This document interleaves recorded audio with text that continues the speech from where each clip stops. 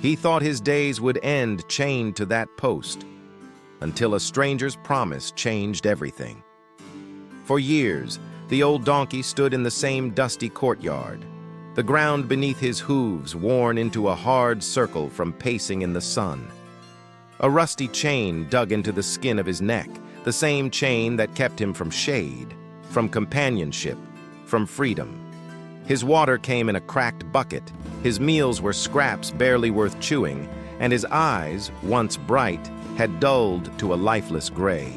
No one noticed his suffering, no one except Nimra, a young woman visiting her aunt in the village. She first saw him on a sweltering afternoon, his head bowed low, ribs sharp against his thin hide, rain still clinging to his coat from the storm the night before. When she softly called out, "Hey, friend," he hesitated, then looked up with a flicker of recognition, a glimmer of something that might have been hope. As she stepped closer, the chain rattled against the dirt, and he instinctively stepped back. Years of human hands bringing only labor and pain had taught him to be cautious. But Nimra's voice was gentle, her hand slow and deliberate as it reached for him. When her palm finally met the rough fur of his forehead, something shifted. The tension in his body eased just enough for him to stay. That moment didn't last long. A gruff voice cut through the quiet. His owner, an elderly man, smiling as though the chain around the donkey's neck was nothing at all. "Why is he chained like this?" Nimra asked. The old man shrugged. "He's my work partner. Without that chain, he'll run away." The words made her heart ache. This wasn't a partner. This was a prisoner. That day, she made a silent promise to him. "I'll get you out of here. Somehow." And she kept coming back day after day, bringing clean water, better food, and moments of kindness that chipped away at his fear. Each time she arrived, he greeted her with a soft hee-haw, as if to say, "You came back." But on the 14th day, she found him in the sun again, looking weaker than before. Her second plea to the old man was met with an even colder answer. "I need him. Who else will do the work?" Still, she refused to give up. On the 15th day, she returned once more, and this time, fate intervened. The old man's daughter was home, younger, kinder, and willing to listen. Nimra showed her photos, told her the truth of his suffering, and begged for his release. After tense minutes that felt like hours, the daughter turned to her father and convinced him to let the donkey go.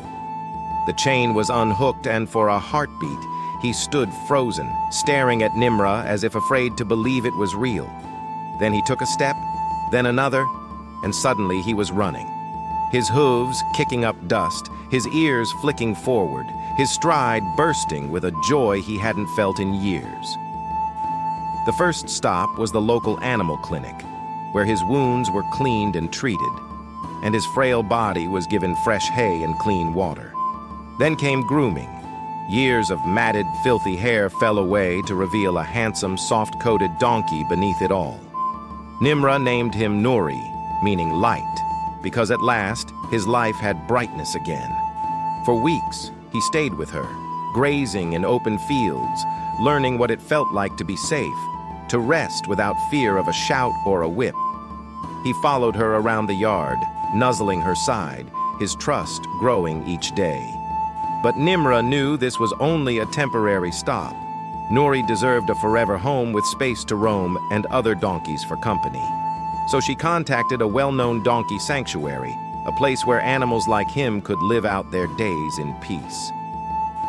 The day they arrived to take him, Noori stepped off the trailer into a wide, green pasture. He froze for a moment, taking it all in. The smell of fresh grass, the sound of birds, the sight of other donkeys grazing freely under the open sky. And then came a loud, jubilant hee-haw, nothing like the weak brays of his past. He trotted forward to meet his new companions, ears high, tail swishing, as if he had been part of their herd all along. From the dusty courtyard to the endless fields, Noori's journey had transformed from chains to freedom, from neglect to love. Nimra stood at the fence, her eyes wet but her heart light, and whispered, "Run free, Noori. Your happy life begins now." His story ended in joy, but thousands of donkeys, horses, and other animals are still waiting for someone to see them, to care, and to take that first step toward their rescue. If Noori's journey touched your heart, help us share more stories like his by liking this video, subscribing to Furkind Stories, and joining us in giving every animal the ending they deserve.